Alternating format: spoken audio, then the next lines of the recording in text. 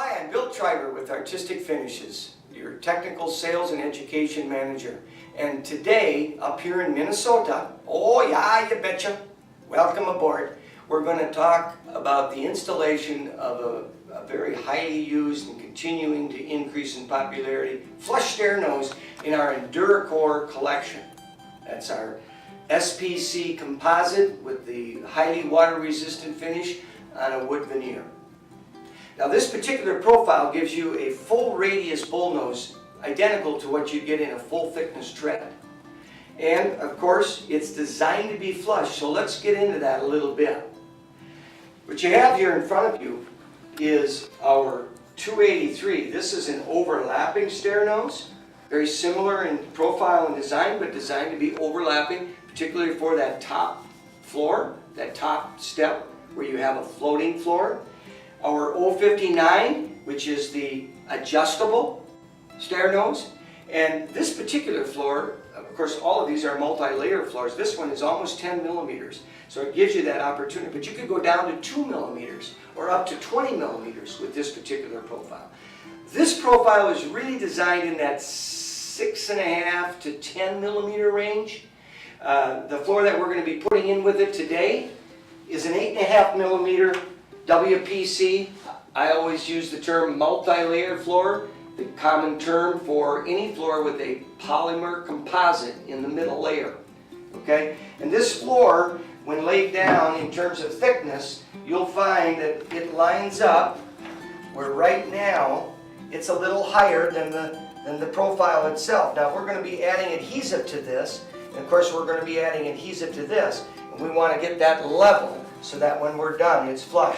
The first step that you've got to do is measure your size of your step. And because this exact display is going to be at this year's convention at TISE, we're only doing a left-hand return.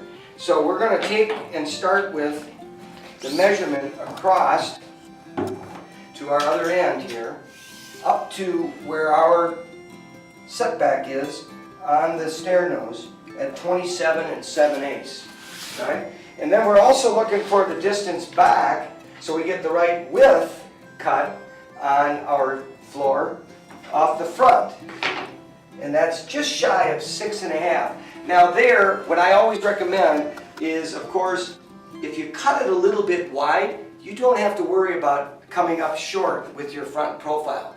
Say you add a little extra adhesive here and you're a little bit pulled out along the edge, or there's a slight discrepancy along the front, you're always better off adding at least 1/8 of an inch to the width of your cut here for your floor itself. We're going to go do that now.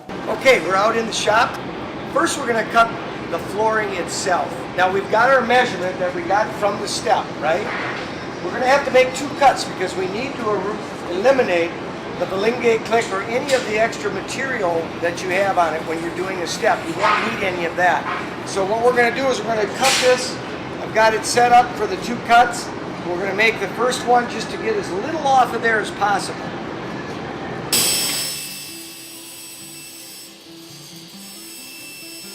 Now our second cut's a little more critical because we have to get the right width. We're looking for that 6 7/8. You have to take into account with any table saw the width of the blade. This one just happens to be measuring from the center of the blade. Now we'll go ahead and make the second cut on the opposite side.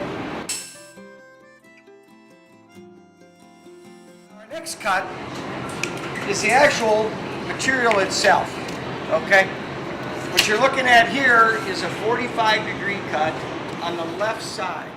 Alright, we're lined up for the miter cut on the corner for the return on the left-hand side. I've put a filler in here so that I'm keeping this close to level. I want a little bit of an angle, probably about a 1-degree angle for the cut, and we're just going to go ahead and make that. Okay, we're back here with our tread. I'm going to put the floor down. I've laid the adhesive down. Our MS-245, the Montanator, our recommended adhesive. It's a modified silane. 0 VOC with a very high green grab. I'm getting that nice and snug against the back. I'm checking it for length here. I'm looking at it and checking it against my prototype for setback. It looks like we're good. Okay, and so we're done with that. Now I've got my pieces that we've cut in the shop, and for each of these, we're going to lay that adhesive down in the prescribed area there on the rippled or riveted edge, which gives us the additional advantage of adhesion. Get our 45 down. Okay. We've got that right off the edge, so we should be good there. Then we're going to put it on the big piece here, the full length. Apply that on a zigzag pattern across the entire length of that piece, and that should be more than sufficient to put down across our front for the front nosing. And we want to check our corner. And then one more thing that we do recommend is to take and apply some tape across the front so it doesn't move on us after install. Rather than have to put books or weights on it, you've got it done in a more mannerly fashion. Okay? Keeping in mind that if you needed to adjust the height of this, that you could add an additional shim underneath, and that would require a pre-cut piece that you would probably make out of some kind of a waste piece that you have laying around. Thank you, and we'll hope to see you and have a great day.